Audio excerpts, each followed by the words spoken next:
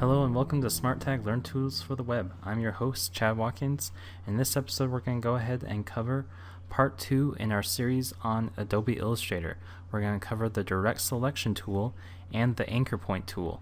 Both very useful both very useful tools for manipulating shapes. Now let's go ahead and open Adobe Illustrator here. And I have a document already prepared, so we can go ahead and show you how to use these tools. Now currently we are on the selection tool, not the direct selection tool, which when you click on a shape, this allows you to move the shape around. This allows you to scale in the different directions. But let's say we want to manipulate each one of these corners so that we get a different shape instead of just scaling it. So we can do that using the direct selection tool. Now to get there, that's this little white arrow right here off to the right of the selection tool. You can go ahead and click here, or you can also hit the keyboard shortcut A, and that brings up a different kind of style here. You can see if when we go back to the selection tool, we have different options. We go to the direct selection tool, and that changes what we can do. So we can go ahead and double click on the corner, or anchor as it's called, anchor point, and as we do that you can see we can go ahead and manipulate each corner individually. And if you go back to the direct selection tool, we still have our bounding box, the area where it says, where we basically have that it takes up, but we can change that by manipulating these far out corners, and that changes our bounding box to something a little smaller. So we can go ahead and manipulate, make sure you double click, else nothing will quite work. We can manipulate those shapes. Okay, now I'm sure you've noticed that as we're manipulating these shapes, they're still in straight lines. And if we have something where we want to change this to a curved line, we can do a couple of things. If we have something that's already a curved shape like this circle, let's go ahead and double click here, and you'll see that it has two bars sticking out of the anchor point. These are called handlebars or handles, and you can click on these handles and you can move the curves without moving the anchor point.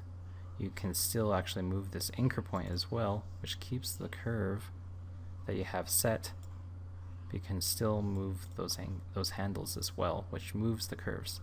Now, yeah, I'm sure you've noticed as well that we have a handlebar, two handlebars on this anchor point, and one handlebar on this anchor point right here. And that's just because we have this one highlighted. If we were to double click on this one, it would change to this one having two. Now the handlebars from this handlebar right here and this handlebar right here both control what happens in between this anchor point and this anchor point. And this handlebar, same thing. From here, these two handlebars control from this anchor point to this anchor point, and nothing in between. So as you can, but I'm sure you're noticing as well that these handlebars are connected. So what's happening to one side is happening to the other. Now, if we don't want this to happen, let's say I just want to manipulate one side of this handlebar. I don't want to manipulate both sides. We can go ahead and hit the Alt key, hold that down, and start dragging, and that breaks the handles apart. Alright. Now, once having been broken, you don't need to hold down the Alt key anymore. They are completely independent handlebars of one another. So that's the basics of using handlebars and using the direct selection tool. Now let's go back to our shape here that we made with that rectangle. Now this one doesn't have any handlebars that we can go ahead and manipulate, and that's where the anchor point tool comes into play. Now most likely your menu is going to look like this off to the side with a little pen next to it. However, if you hold down the pen tool, you can see that we have different options. One of those is the anchor point tool. You can also do that by hitting Shift C, and that will bring in the excuse me, the anchor point tool. You can still hit Shift C even if the pen tool is highlighted, or if you're on another tool, hit Shift C and that'll switch you down to the anchor point tool. Now how this works is very simple. Just click on an anchor point and start dragging out. There is possibility you could go the wrong direction here, and that twists that around. However, you can still, excuse me, you can, if you go the other direction, just holding down the Alt key, didn't think about it, you can go ahead and manipulate and create corners, and you can do the exact same thing here. This one, when you create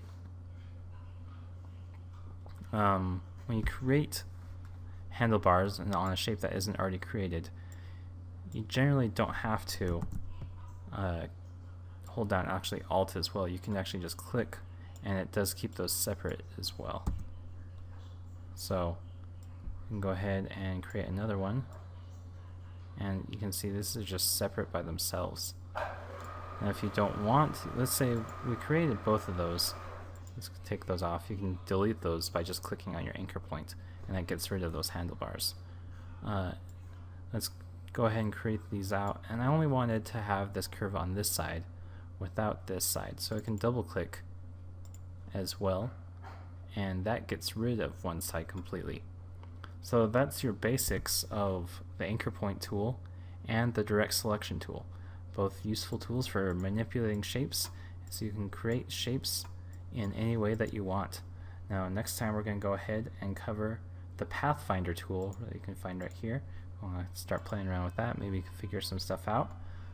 Also another way for manipulating shapes, but go ahead and check out learnsmarttag.com for extra resources on this lesson right here. You can find a list of the keyboard shortcuts that we used and the different methods that we used.